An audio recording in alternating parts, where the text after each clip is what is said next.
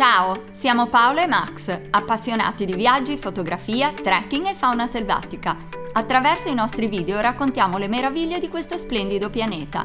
Benvenuti nel nostro mondo di avventure.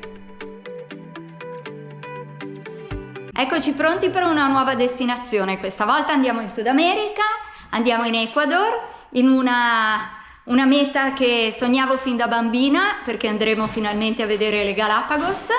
Max è già pronto a faticare, a camallare, come diciamo a Genova, e qui abbiamo bagagli per zone differenti dove andremo, perché andremo in mezzo ai vulcani a 4-5 mila metri, andremo alle Galapagos, quindi al mare, e andremo anche in un centro di ricerca nella foresta amazzonica. Andiamo?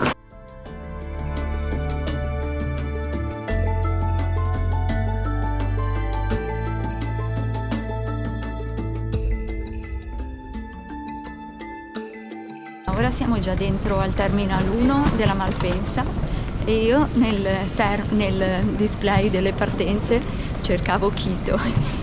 Nella mia testa pensavo a cercare Quito, ma noi dobbiamo fare scalo a Madrid, quindi ora andiamo a fare il check-in dei bagagli.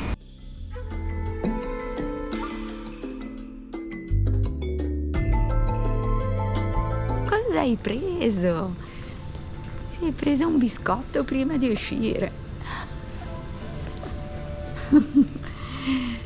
Usciamo dalla lounge e andiamo all'imbarco. Finalmente in coda per salire sull'aereo per Quito. Abbiamo fatto un upgrade a un prezzo scontatissimo e siamo in una sorta di business.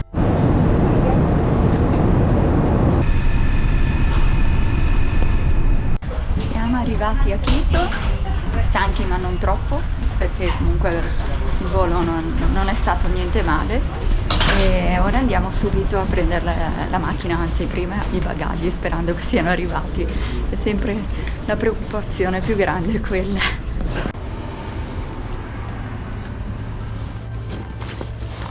Ok. Finalmente siamo partiti dall'autonoleggio. Siamo ufficialmente in viaggio. Esatto. La macchina è fantastica, nuovissima, perfetta, bellissima, tutto sì. In ordine, consegnata veramente bene.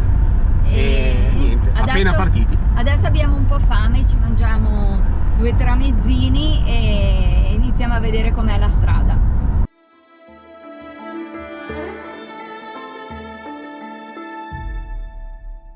Siamo fermi da 45 minuti, non capiamo il motivo, anche perché dal nostro lato fermi totale. Dall'altro lato passano macchine, autobus, camion, passano regolarmente, quindi non capiamo il perché. Ho deciso di andare a vedere cosa succede, perché non riusciamo a capire come mai siamo proprio fermi da 1 ora e mezza. C'è una coda pazzesca.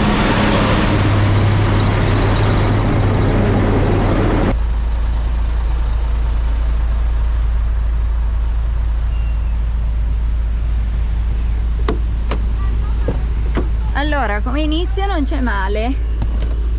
In pratica c'è benzina sulla strada, quindi hanno bloccato tutto, cioè hanno messo proprio le transenne, e la signora dice che più o meno ci vorrà ancora 1 ora prima che aprano di nuovo la strada. Sono 2 ore e mezza che siamo qua fermi. E adesso ci ha telefonato Thierry, che è il responsabile della riserva dove dobbiamo andare, e ci ha detto che se non si sblocca la situazione rapidamente di fermarci a dormire in qualche posto qua, perché poi se cala il buio diventa pericoloso andare per le strade col buio. È molto grave la situazione qua per passare.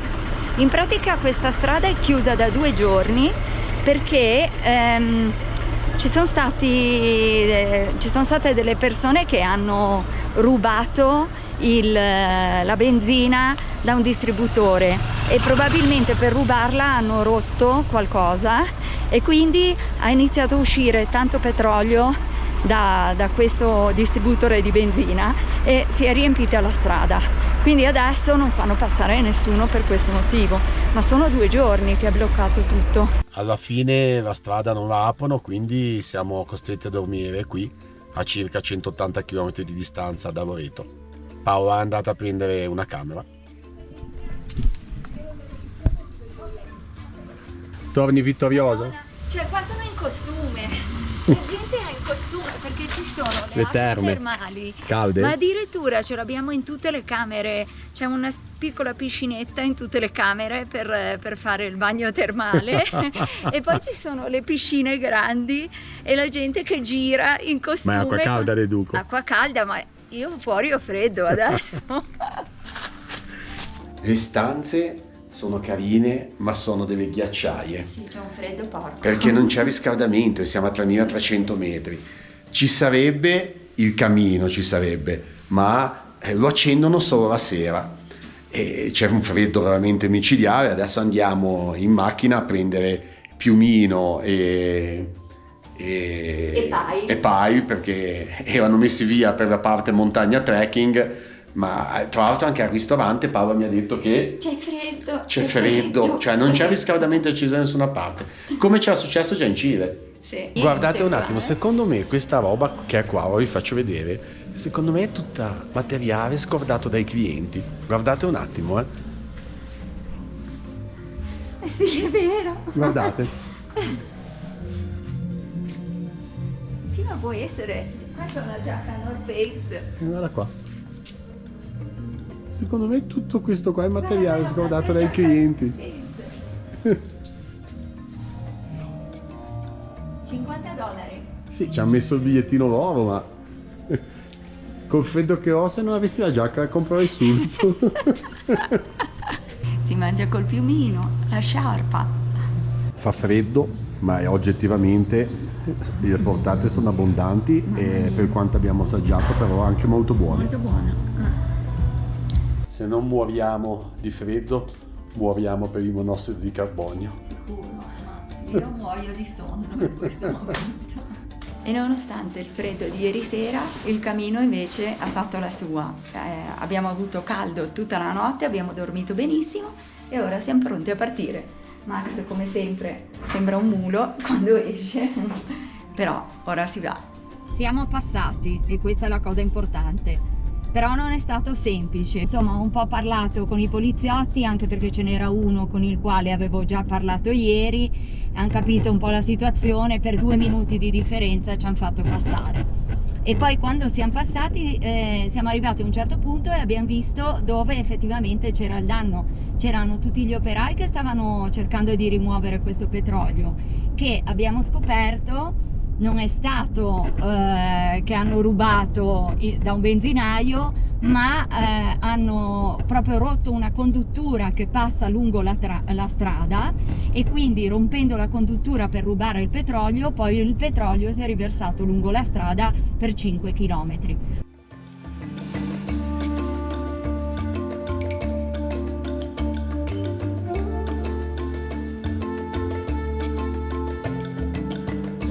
La strada è in pratica una groviera, è piena di buchi e alcuni dei quali se ci cadi dentro sparisci, vieni inghiottito nel nulla. Però sarà un'oretta che abbiamo davanti una macchina rossa che ci sta facendo da apripista. Si vede che è un abitante della zona e conosce bene e facciamo una sorta di slalom, uno slalom gigante sull'asfalto. Siamo finalmente arrivati a Loreto e siamo a... come si chiama? Osteria Ojo de Agua. E ora abbiamo ordinato un pranzo che, visto che ci sono 32 gradi, abbiamo chiesto insalata e frutta, nient'altro. E dopo mangiato viene a prenderci il signor Ramiro che ci porterà a Rio Bigal. Tutta a base di verdura, frutta, spremuta di frutta, avocado. Siamo partiti da poco dall'osteria, adesso è venuto a prenderci Ramiro e stiamo andando verso Rio Bigal.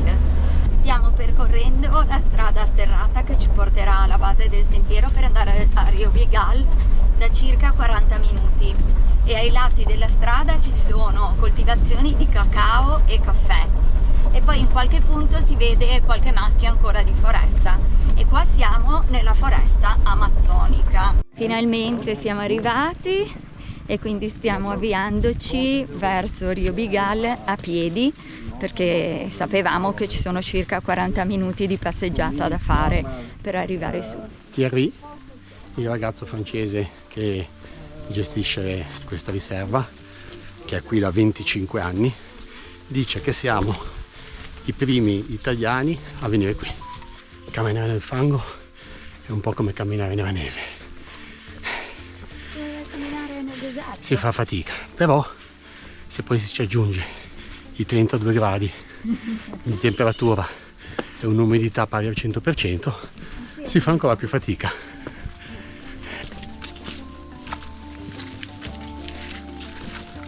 Siamo arrivati. Una bella camminata.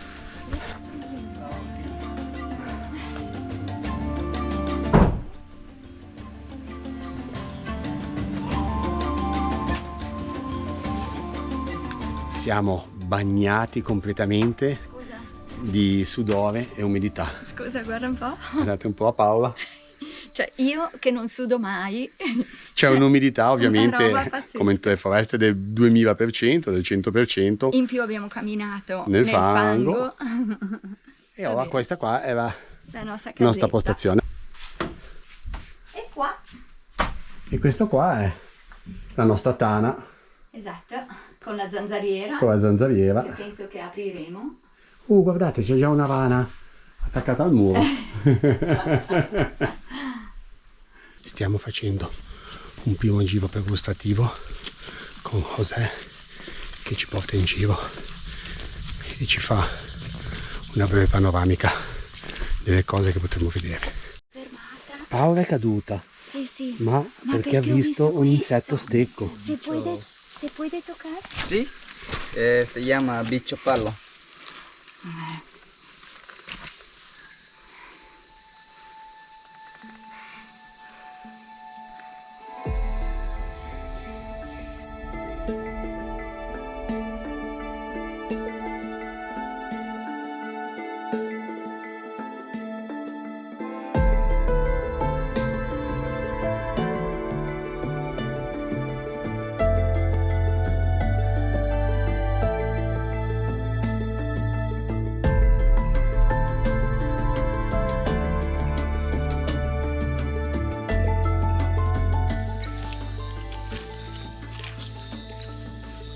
Buongiorno, stamattina ci siamo svegliati alle 5, ma abbiamo dormito benissimo stanotte. Siamo stati da Dio sia come temperatura sia come comodità, e poi ci siamo svegliati con i suoni della foresta e ora ci prepariamo per andare a fare colazione. Che sentiero facciamo noi oggi?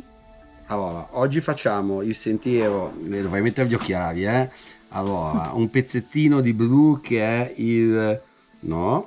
No, il blu no, perché è chiuso. No. Ah, il Sì, blu, da quello qua, lì, questo sì, qui, è il Gringuito. Gringuito Trail, Uh-huh. poi proseguiamo per il PNS, facciamo ta sino a un certo punto, poi guardiamo l'ora per tornare indietro per mezzogiorno, e torniamo indietro. Sí, y PNS es Parque Nacional Sumaco. PNS. Parco Nazionale Sumaco. Ok. Ok. Stiamo cercando di trovare la combinazione giusta per le lenti, sia per me sia per Massimo, perché nella foresta c'è molto buio e quindi adesso stiamo decidendo il da farsi. Pronti? Andiamo a fare il nostro primo giro da soli.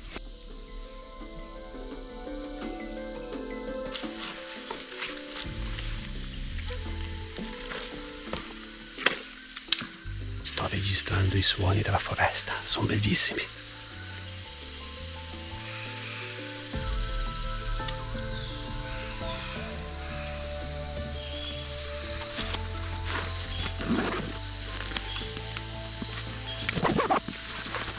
Qua siamo a livelli pro,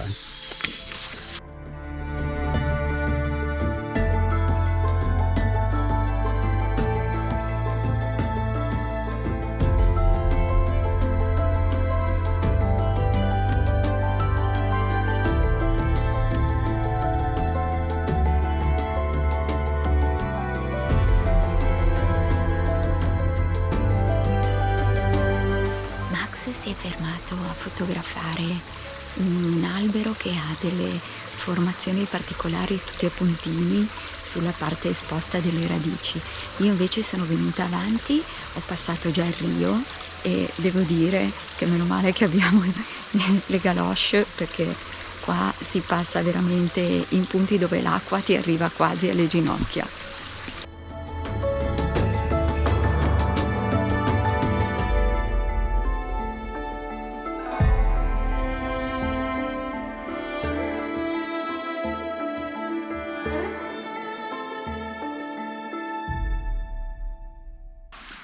No, io metterei via la macchina a questo punto. Ce la dobbiamo passare uno con l'altro. Per forza. Siamo sulla via del ritorno. Abbiamo camminato per un paio di ore da soli nella foresta e adesso torniamo in modo da essere per l'ora di pranzo al campo. Girare con una guida ha come pro il fatto che sicuramente riesce a farci vedere cose che magari il nostro occhio, non essendo abituato, non vede. Però a noi piace anche perderci un po' nella natura da soli, prenderci i nostri tempi, fermarci magari anche 20 minuti a vedere delle formiche e quindi oggi abbiamo deciso di girare in autonomia nel cuore della foresta. Siamo già arrivati. In effetti pensavamo di metterci più tempo, ma il ritorno è stato molto più rapido dell'andata. Riprendo il cibo di oggi, il nostro pranzo. Che meraviglia!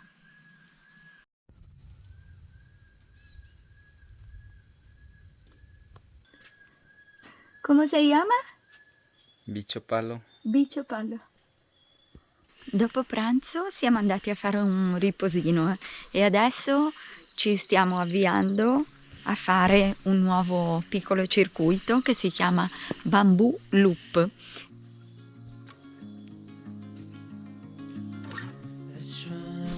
Siamo tornati dietro dal loop e non abbiamo visto assolutamente niente. C'è un colibrì che si posa sempre sullo stesso ramo. Allora adesso Max ha provato a mettersi un po' più vicino, perché ogni volta che ci muoviamo ovviamente vola via.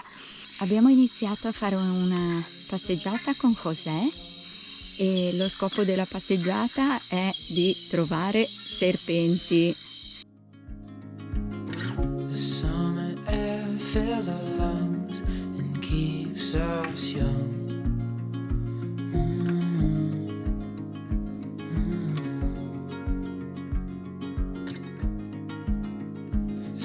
Abbiamo finito il nostro giro.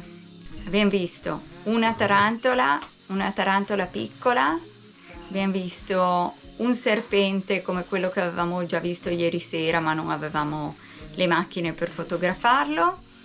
E Un poi serpente un po' più grande ma di sfuggita. sì, parecchie rane, alcune anche piccolissime, molto piccole, e Un cavaccia. ragni, scarafaggi e poi un animale strano, sembrava non saprei identificarlo proprio. Poi un sacco di insetti stecco. Ah sì, tanti insetti stecco diversi. Comunque insomma tanti belli insetti, animaletti piccoli, ma tanto sospirati serpenti. Proveremo ancora domani. Buonanotte. Our place in the wilderness. Our place in